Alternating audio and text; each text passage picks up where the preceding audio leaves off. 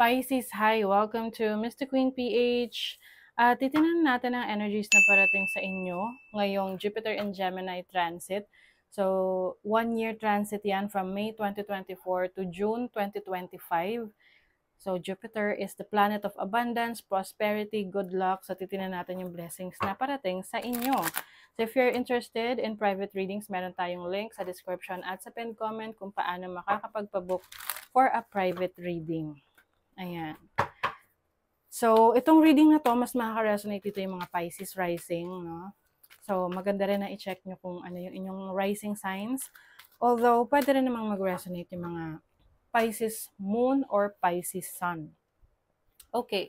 So, for you Pisces, Jupiter is transiting in your 4th house of your family, your home life, living situation, yung iyong foundation. Okay? So, this is a major transit para sa inyo. Maaring yung iba sa inyo, dito sa cycle na to from May 2024 to June 2025, pwedeng meron kayong may pag-unlad, no, sa living condition ninyo, sa living situation ninyo. Yung iba pwedeng you will move into a bigger house, no? Lilipat ka sa mas malaking bahay, mas maluwag, mas magandang bahay during this transit. Yung iba naman sa inyo, pwedeng kayo ay bibili ng properties, no, lupa, at kung meron na kayong existing na lupa, maaring patatayuan nyo yan ng bahay na talagang, yun talaga yung gusto nyo, yun talaga yung pangarap ninyo. Yung iba naman, kung may existing na kayo na bahay, pwedeng magpaparenovate kayo, mas palalakihin nyo yung bedroom ninyo or yung kitchen area ninyo. So this is about expansion, okay? Expanding your living condition, your living situation. Yung iba naman, maaring madadagdag sa inyong family, no?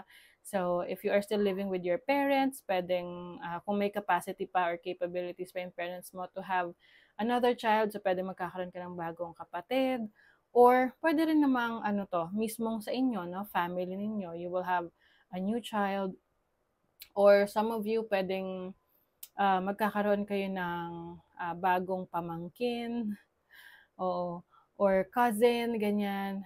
So, merong new member of the family. Okay?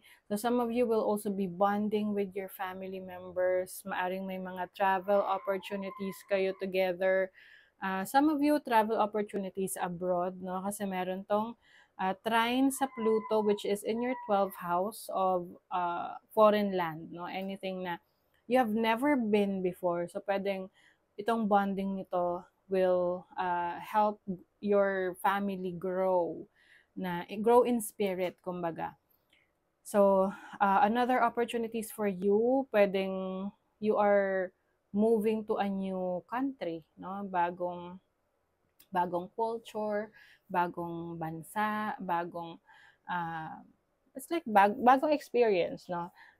Kung meron kayong plans of migrating, let's say living abroad, this is also a good time for you to experience that. Yung iba naman pwedeng hindi sa ibang bansa, pwedeng sa ibang probinsya, ganon.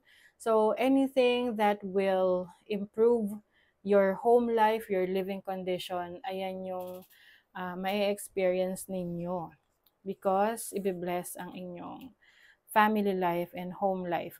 So some of you, pwede rin kayong may mga blessings sa bahay, like for example, meron kang trabaho na pwede mo nang gawin sa bahay, no? So, home-based job or home-based business that will really improve your life within the family. So, meron tong trine sa Pluto, which is in your 12th house. 12th house, this is a bit complicated house, no? This is about the subconscious, your spirituality. So I feel like pwedeng merong tao sa family ninyo or like a family member that will influence you. May influence ka sa iyong belief system or even sa spirituality, no?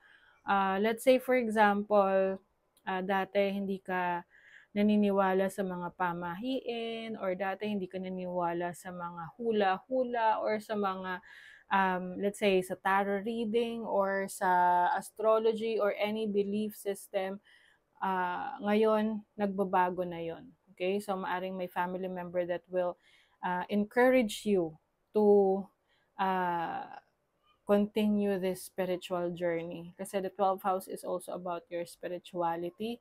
So, pwedeng, let's say, isang kaibigan, kapatid, or close friend sa family mo that will influence you na, to try to practice different forms of divination. Mm-mm. Like for example, ako, I got into tarot reading because of my sister. Na-influence niya ako pagdating doon. And after that, I've realized a lot of things about me. I was able to see kung ano yung energies from my past through astrology, so things like that. So this is about self-discovery through your family. Okay, so through the influence of your family. This is also about forgiveness, okay? So kung meron kang mga naging issues, problema with your family members, during this transit, I feel like marami kang mga realizations about life na it's time to work things out with your loved ones, especially with your family. Pwedeng meron kang maayos na issue, misunderstanding, miscommunication with your family members. So you may be forgiving your parents, your siblings, or someone in the family na nagkaroon kayo ng tampuhan na pwedeng matagal na kayong hindi nagpapansinan. So, very spiritual din itong transit na to para sa inyo, which is related to your home life and family life. Yung iba, maaring kung meron na kayong mga anak, you will also be influencing your children to be more spiritual, or kung ano yung belief system ninyo, religion na fina-follow nyo, you will be more open na i-discuss yan sa inyong family. No? So, let's see what else, Pisces, for you. Okay. You have the Two of Wands, opportunities talaga sa ibang lugar, sa ibang bansa. I feel like meron kang pagpipilian dito, no? Pwedeng may mga i-consider ka na places na gusto mong lipatan or tirhan or magtrabaho. So, you will be able to choose, makakapili ka what's best for you. You have the Five of Pentacles and the Sun. Okay. Some of you, kung kayo ay nagkaroon ng financial challenges in the past, I see good things coming sa inyo, no? Merong resolution to. Kumbaga maayos na yung struggle nyo financially because the sun is here. It's about confidence, illumination, and good news, no? So, kumbaga, unti-unti makaka-recover from your financial struggle in the past. You have the Page of Swords and the Four of Cups. So, I feel like if you are not satisfied in your living condition right now, maaring gagawa ka ng paraan para maintindihan yung sitwasyon, bakit hindi ka nagiging masaya or hindi ka satisfied. And I feel like you will do a research, no? Aaralin mo, alamin mo saan ang gagaling yon, or you will also be more curious about kung paano mo mas mapauunlad yung iyong living situation, yung iyong living condition. Let's see what else. Oh, you have the Ten of Cups, which is happiness.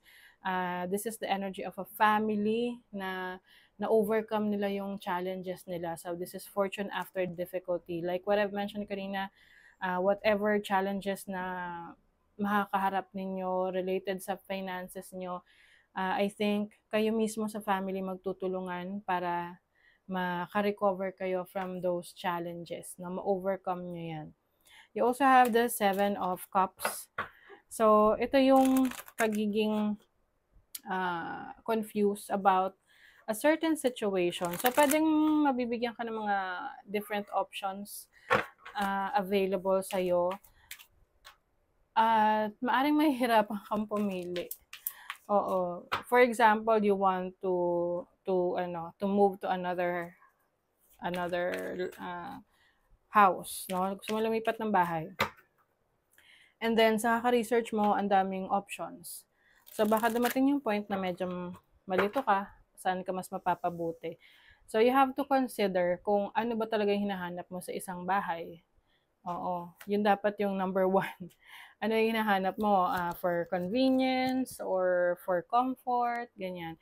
And you will be able to decide from there, okay? You have the King of Swords. You're going to be very careful in your decision making ngayon. And I see that you will also focus more on taking care of your family, your kids, if you already have kids. Meron din ano rito, offer like offer of love. But if you are already in a relationship, I feel like this is a new member of the family. Pwedeng magkakaroon ng anak, okay? So that is your reading, Pisces. Thank you so much. Bye.